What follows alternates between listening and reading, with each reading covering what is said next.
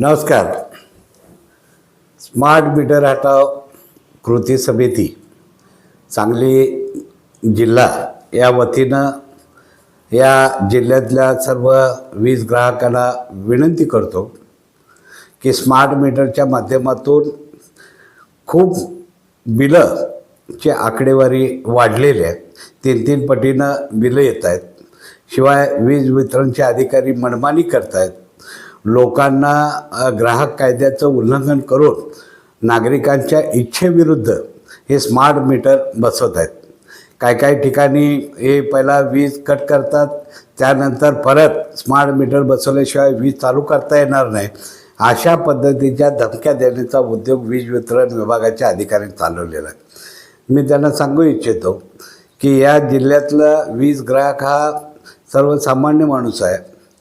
काही वीज वितरणमध्ये सुद्धा काम करणारा वर्गसुद्धा आमचीच आहेत. याच शेतकऱ्यांची मुलं आहेत, वीज ग्राहकांची मुलं आहेत. त्यांनाही मी सांगू इच्छितो की कुठंही मनमानी करू नका, कायद्याचं उल्लंघन करू नका.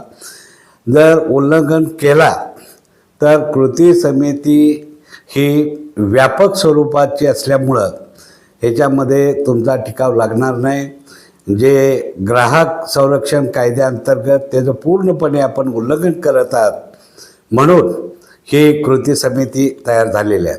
प्रत्येक तालुक्यामध्ये ही जी जनजागृती सध्या चालू असून हे खूप मोठं आंदोलन या महाराष्ट्र राज्यामध्ये सांगली जिल्ह्यामध्ये होणार आहे.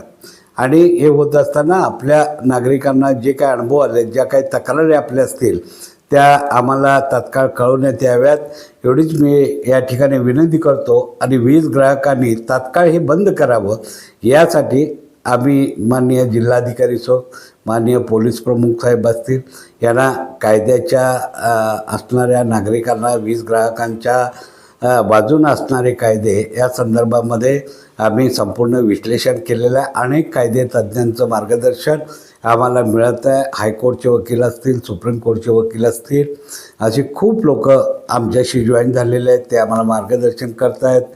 त्या पद्धतीनं आम्ही जनतेला न्याय देण्याचा प्रयत्न करत आहोत. धन्यवाद. जय हिंद, जय महाराष्ट्र.